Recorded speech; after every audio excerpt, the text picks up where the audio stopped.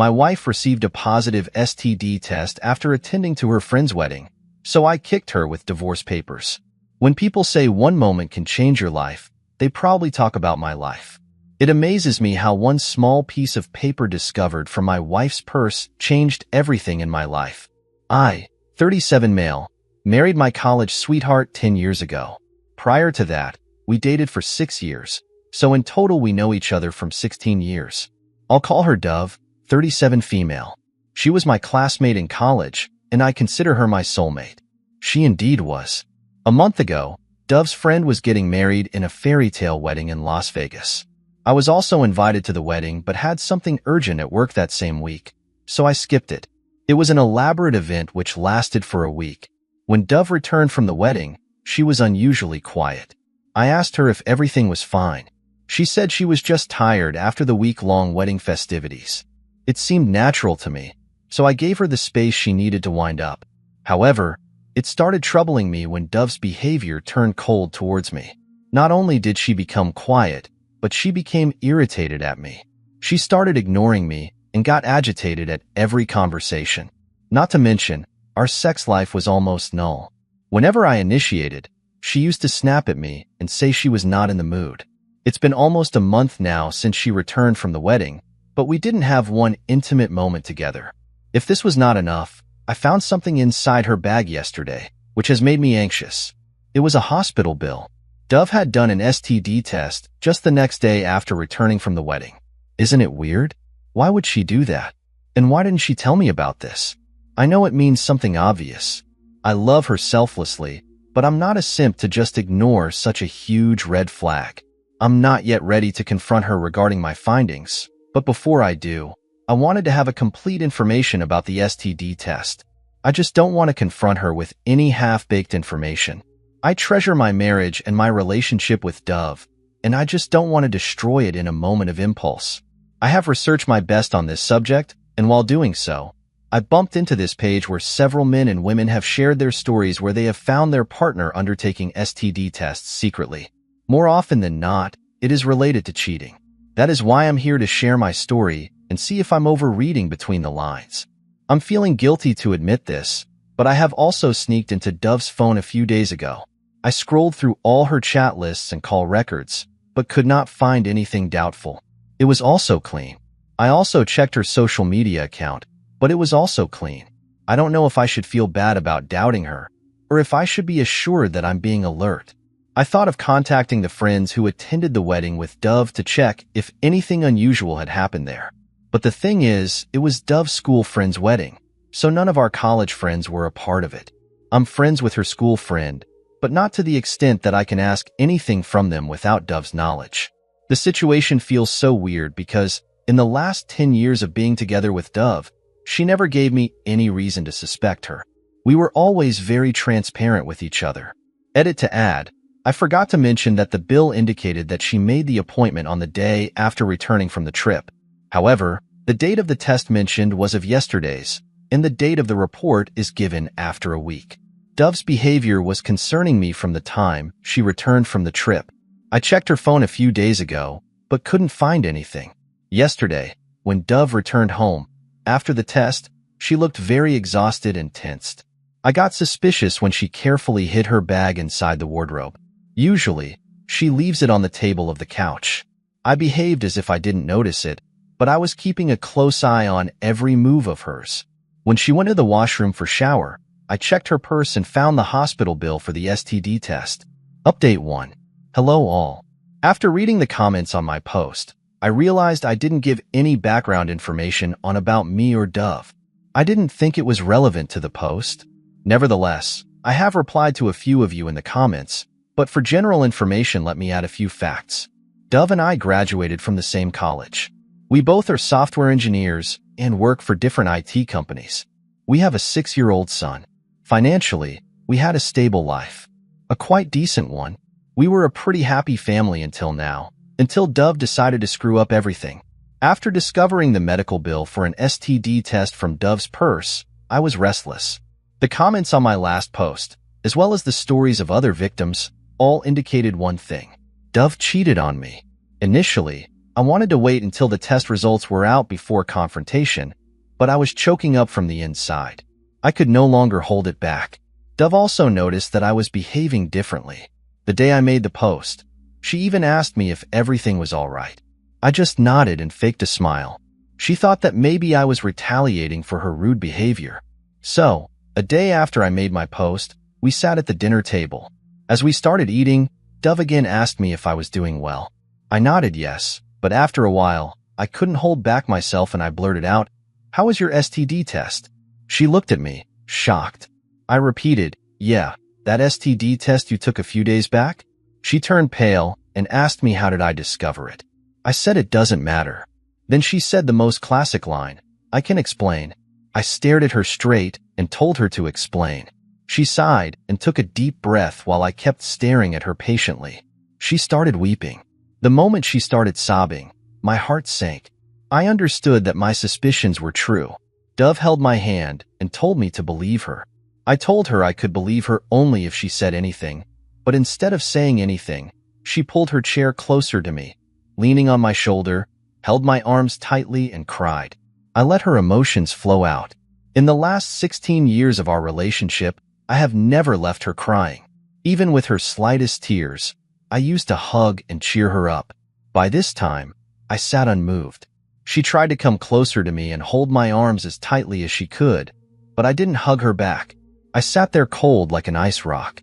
Finally, when she was done crying, she freed my arms and confessed everything. It was on her friend's bachelor trip. In the week-long wedding festivities of her friend, the first 2 days were a bachelor trip to Vegas. The event manager had arranged for strippers, male escorts, and whatnot. That day, I got to know so many new terms that I was not at all familiar with earlier. She told me that the bride and her other friends enjoyed all the services right from the start on day one, but Dove resisted. Her friends forced her, but she didn't. She saw the bride and her other friends having a thrilling time, fulfilling all their fantasies with those escorts, but she restrained herself. I usually used to believe her as she was never a liar, but this time, it was just difficult for me to fully trust her story. I asked her if she did it because she felt out of place. She said that her bride friend convinced her that she had never seen any other man in the last 16 years, hence she needed to taste new blood. Her friends elaborated on how these escorts used several techniques to give them new-age pleasures. Dove still didn't give in, but her friend convinced her for an intimate massage. Dove finally gave in to the peer pressure and said yes to the massage. She thought the massage would not qualify as cheating, and she could also dodge the peer pressure. However, the masseur was an escort.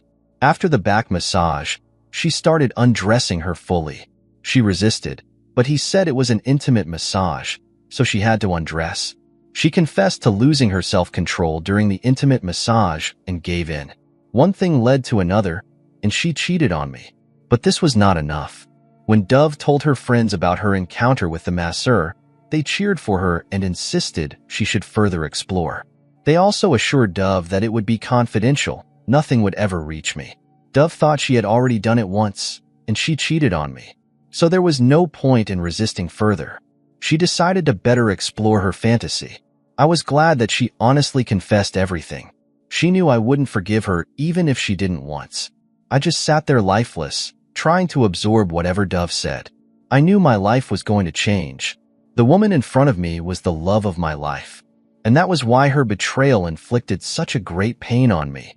Dove nudged me to say something, as I had not spoken a word since she confessed. I buried my face in my palms. She tried to hold my hand and lift my face, but I resisted. Finally, when I looked at her, I said I was going to file for divorce. She was shocked and said I should not make an impulsive decision because we have a son. I yelled at her to stop showing her fake concern for our son and her family. If she had the slightest concern for the family, she wouldn't have done what she did. I took my car keys and left the house. She tried to follow me, but I shrugged her off. I drove off to my friend's place, who was living alone. He recently had a divorce. That's a separate story anyway. I drank until I passed out. The next morning, I called in sick at work. My friend went to the office while I lounged on his couch, searching for the divorce lawyers. I stumbled upon a lawyer who was my junior in school. He was added to my Instagram account, so I messaged him. He responded within a couple of hours. I asked for a call. He sensed the urgency and desperateness in my messages and called me back within 30 minutes. His next available appointment slot was about 4 days later, but since I knew him, he asked if I could meet him late in the evening after work. I readily agreed. Instead of calling me at his office, he asked me to meet for a drink. The last evening, Dove confessed her cheating, and the next evening, I was sitting with my lawyer and discussing my divorce. He asked me to sleep over my decision and see if the emotions subsided. I decided to give her a chance. I told him that I was mindfully making this decision. I relayed my divorce terms to him, and he assured me of starting the paperwork immediately. I requested him to fast-track the process because I want to get done with it as soon as possible. Anyone who heard me would have assumed I was making an impulsive decision, but I was not. I loved Dove, but not more than my self-respect. I told him that I trusted Dove with my life, and if I'm taking this decision, it is definitely severe. I cannot let her get away with the cheating. The next day, I went home in the afternoon. I thought she would be at work, but she was at home. She had become miserable just in the last few days. As soon as she saw me, she rushed towards me and tried to hug me, asking me where I had been for the last 2 days and why I was not responding to her calls and messages. I wanted to push her away, but she looked so pale and fragile that I could not do so. I let her hug me, but I didn't touch her. I stood stiff. She kept saying sorry, but I remained unmoved. She held my face with her palms and nudged me to say something. She said my silence was killing her. I asked about her son. She said she had dropped him to my parents' house for a few days. I freed myself, went to my room, and bolted it. She would not have let me pack if I had let her in. I packed some of my clothes, laptop, tabs, and essentials, and hurriedly left the house while she was in the kitchen. She followed me outside, trying to stop me, but I didn't look back and drove off. I checked into a hotel and then went to my parents' house to meet my son. I wanted to tell him everything, but I resisted because I had something else in mind. It's almost a week now. I'm working from the hotel. I have taken permission to work remotely for this month. Dove tried to contact me through all possible means: calls, texts, voicemails, showing up at my workplace, crashing my friend's place, and local bars and restaurants that I had often visit. One of our common friends called me today, asked me if I was fine. He said that Dove had been looking for me in the entire city. I asked him if she had told him the reason. He said that whoever is asking, Dove has been telling them that I left the house after a severe argument about something. I said yes, I'm safe, but I needed some time to cool off. A few hours ago, I called up my lawyer to follow up regarding the divorce papers. He said to have it shipped to me in the next few days. I'm waiting until the divorce papers arrive. I'll make an update once I sort out this case. Update 2. It took a while for me to update this, but I wanted to sort out everything before making an update. This would be my last update. So after 10 days of the D-Day, the divorce paper arrived. It was Saturday.